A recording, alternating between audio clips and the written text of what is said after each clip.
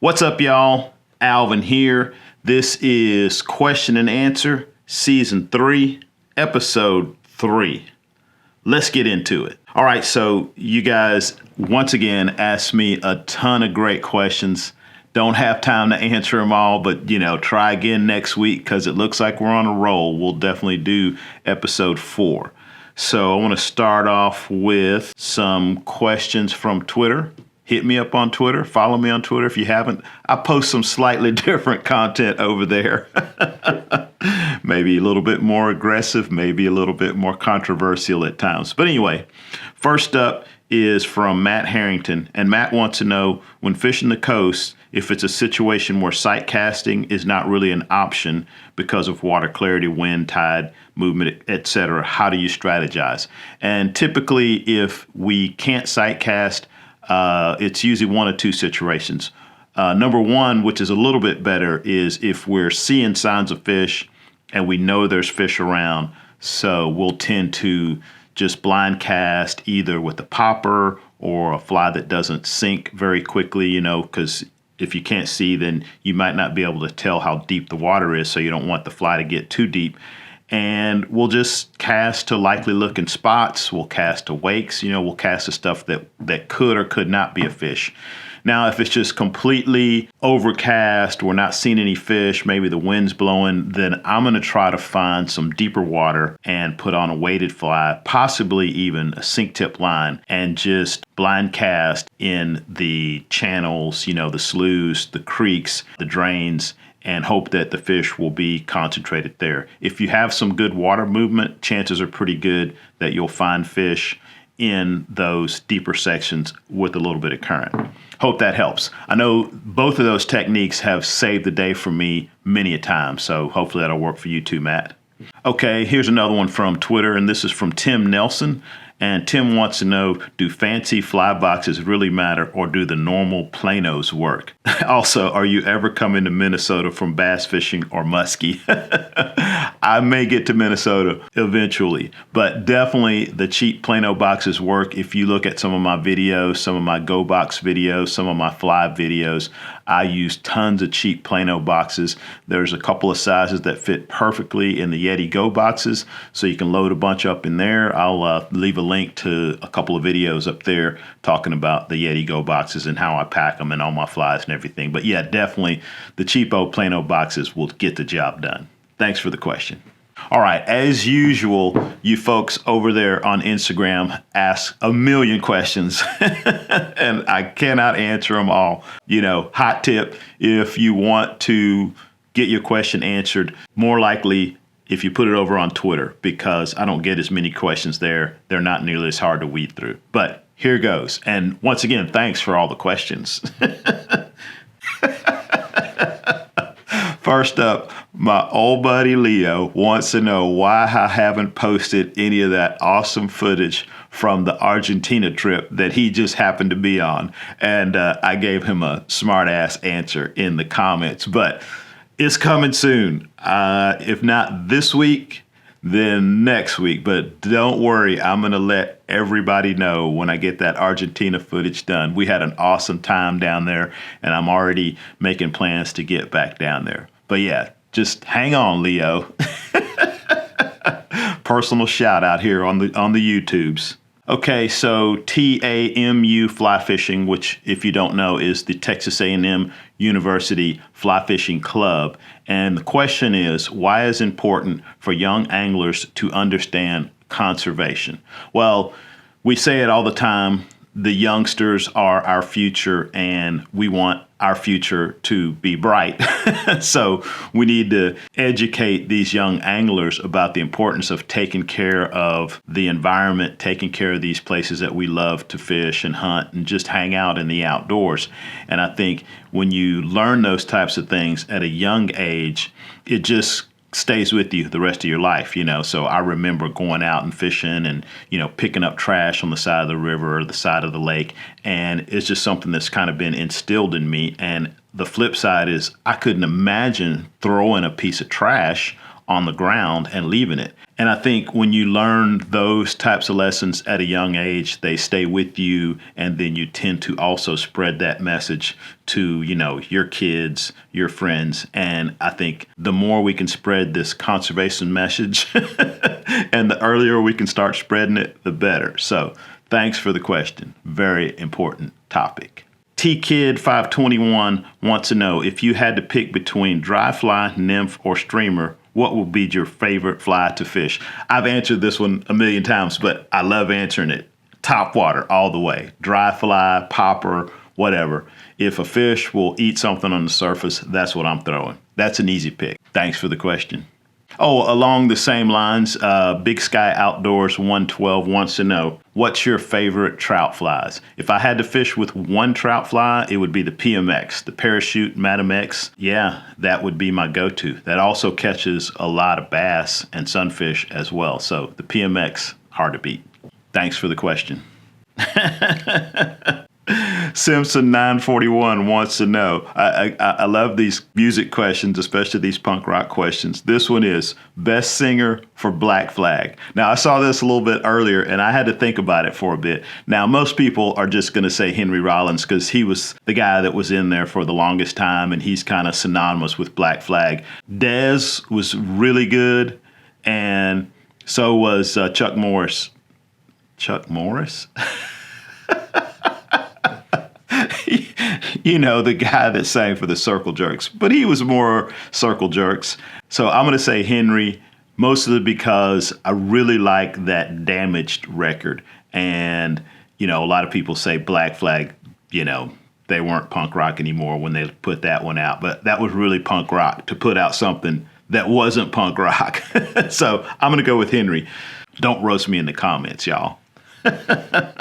It's my opinion. Thanks for the question. Okay, so S. Whitney and Aaron Reed, Texas Aaron, want to know, what's my opinion about using lighter weight gear, 3 and 4 weight, for targeting bass in Central Texas? So with the exception of the Colorado River, where there are some larger fish and you tend to want to throw some larger flies, I'm going to say 3-4 weight gear is great, especially if you can cast the flies that you want to cast. A lot of our streams, I tell people all the time, catching these small Guadalupe bass in Central Texas is kind of like fishing for cutthroat in the high country. They're small fish for the most part. Most of the stuff they eat is pretty small, and it's just more fun catching them on lightweight tackle. So I don't get out as much on the smaller streams, so I still kind of default to the 6 weight because that's the best for the Colorado River, I think. But for the smaller streams, yes, smaller is better. All right, thanks for the question.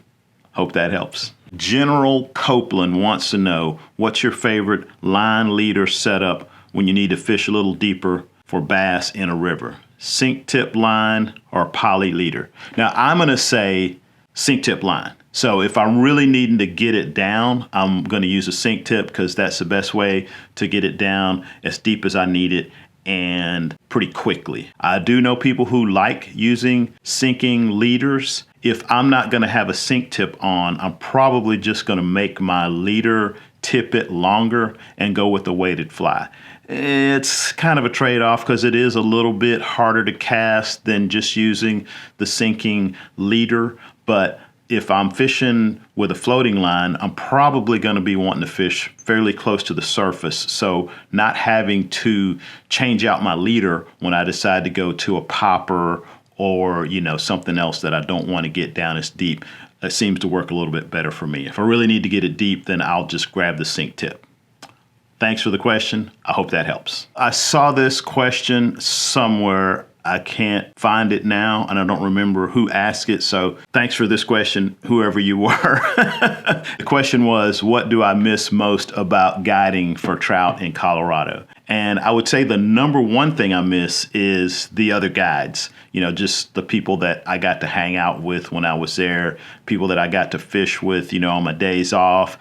Just the whole crew in Colorado. You guys all know who you are. There's a bunch of y'all up there, and that was the thing that I missed the most. Now, the fishing was great, and being in the cool weather when it's 100 plus every day here down in Texas was definitely a bonus, and probably the main reason I started going to Colorado. But the reason I continued to go back year after year was just the friends that I made. And I must admit, I do miss you guys quite a bit. So anybody out there in the Vail Valley that I used to hang out with back in the days, give me a shout. Hopefully I'll make it up that way this summer. But thanks for that question. It's, once again, too many questions. Can't answer them all. So just a couple more, and we'll have to throw some of these into next week. These last two are kind of, in a similar vein. So Alan Sufert, I hope I pronounced that correctly, wants to know, what's the hardest part about being a guide, and what's the most enjoyable thing about guiding? The hardest part as I get older is sometimes the physical. It is a physical job. You do have to wake up early. You do have to push boats around, and that can be a little bit challenging. I really don't have challenging clients. Just about anybody that is going to go to the trouble of getting on a boat and fly fishing all day is probably at least if not an awesome person, a pretty good person. I know I've heard horror stories from guides about, difficult clients, but I don't know if it's just me or if it's just luck, but I really haven't ever had any really terrible clients. The fun part, once again, is, the people.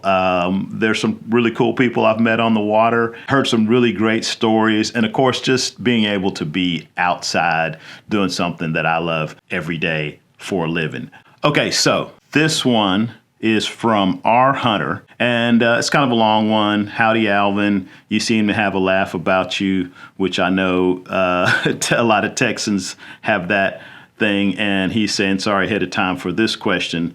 But the question is, what is the one thing that would bother you in the fly fishing world? And said, we all appreciate your knowledge and time. The fly fishing world is about people. There's a lot of people. And the vast majority of the people in the fly fishing world are pretty awesome. Now, if I had to call out something about this world that I don't appreciate or I don't like or it's my least favorite part, right now, I would have to say it's guides.